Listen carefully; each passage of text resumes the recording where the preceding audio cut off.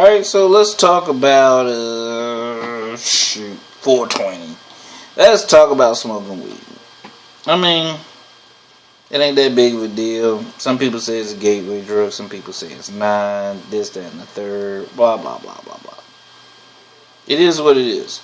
The reason why weed isn't legal in America, the reason why Jeff Sessions wants you to believe that it's destroying the youth and all this blah blah blah is because they can't tax it right, because of the way it grows. And of course, when it comes to black people, if you do anything outside of the lines, outside of the box, you're going to jail. White people can have dispensaries all over the country. You better not. Don't even try it. Not unless you want to go to jail for a very long time. Anyway, I gotta tell you about my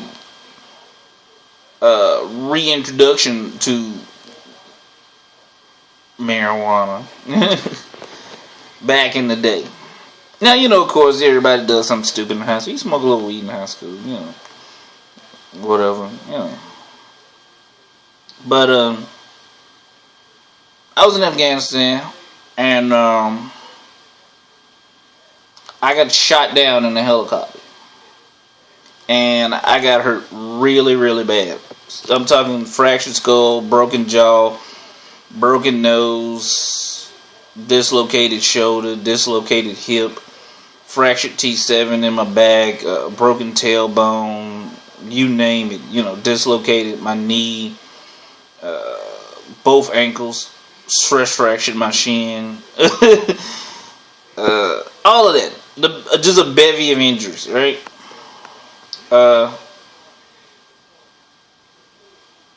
And I was a contractor. It was my second rotation around, and I never forget the girl's face, one of the medics' face, because she had saw me prior to the day before I was flirting with her. She was from Alabama, and I was from Alabama, so we connected. And the next time she sees me, I'm 10 minutes away from dying. Anyway, they patched me up and shipped me off to a safe house, if you want to call it that, in Bahrain. And I get there, and there's all these other creepy guys there with injuries and stuff like that. Those dead-eye dudes, as I call them. And one guy, he says to me one day, I've been there probably a week, week and a half. I'm in a wheelchair at this point, by the way, because I just can't walk. You know what I'm saying? They've been doing aquatic therapy on me every day, and I was just, bad. I was bad, I was in a bad spot. A man says to me, he said, "Hey man," he said, "you probably should stop taking all them opioids and stuff they got you on and just smoke weed. You'll heal better. It's natural."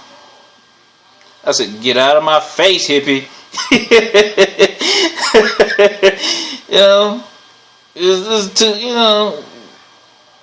This ain't, this ain't no joke, man.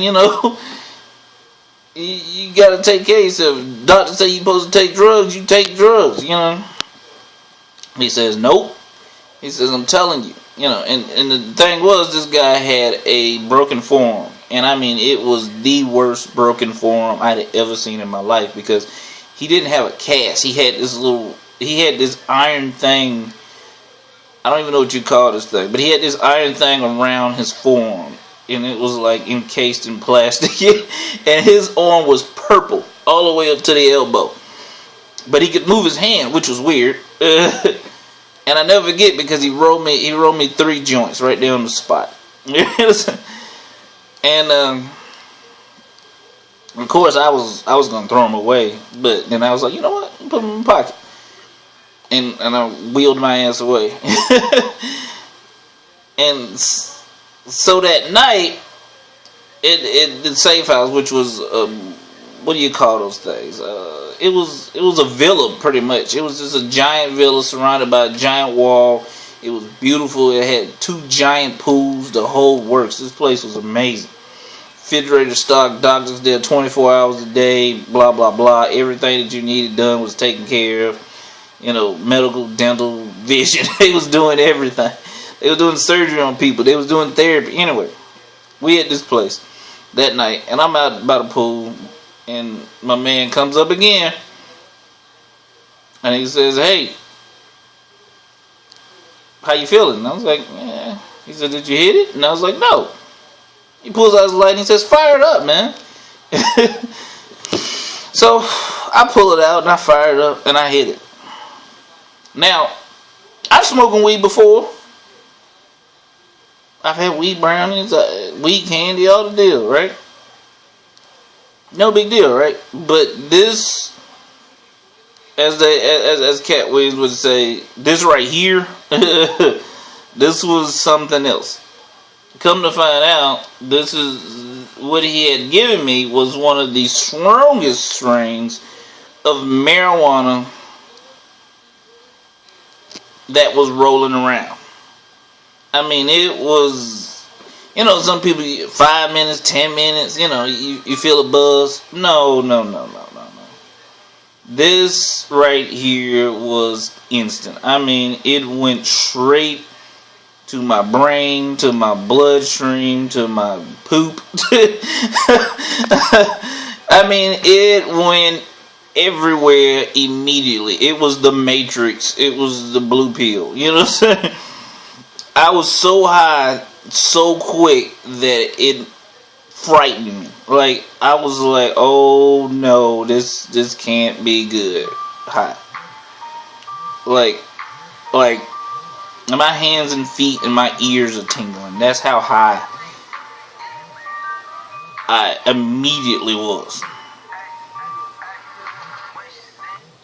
And so, that's how my night went. I don't remember how I got to my room and this, that, and the third. I remember waking up the next morning feeling great, though. I mean, feeling great. I mean, I was like, I think I might be able to walk. You know what I'm saying? I wasn't able to walk that day, but by the end of the next week, I was walking. Now, again, this weed was so strong that, you took 2 or 3 puffs and you put it down. Because otherwise, you're going to be staring at yourself from the moon. Right? And, so, I mean, I don't know. I can't tell you I can't give you all the pros and cons. I can't tell you that weed is the answer for pain management or cancer treatment or making you more productive or less ignorant in life. I don't know. What I can tell you is this. I survived a helicopter crash, and every 420 I indulge just for one day and I move on with my life. It ain't a thing. I don't know. I joke that moderation is for cowards and losers, but that is actually something that you should probably, if you ever get a strain that, if you hit it and you next thing you know, you standing next to yourself, you probably should put it down. You know what I'm saying? Anyway, that's my 420 weed story. Hope you liked it.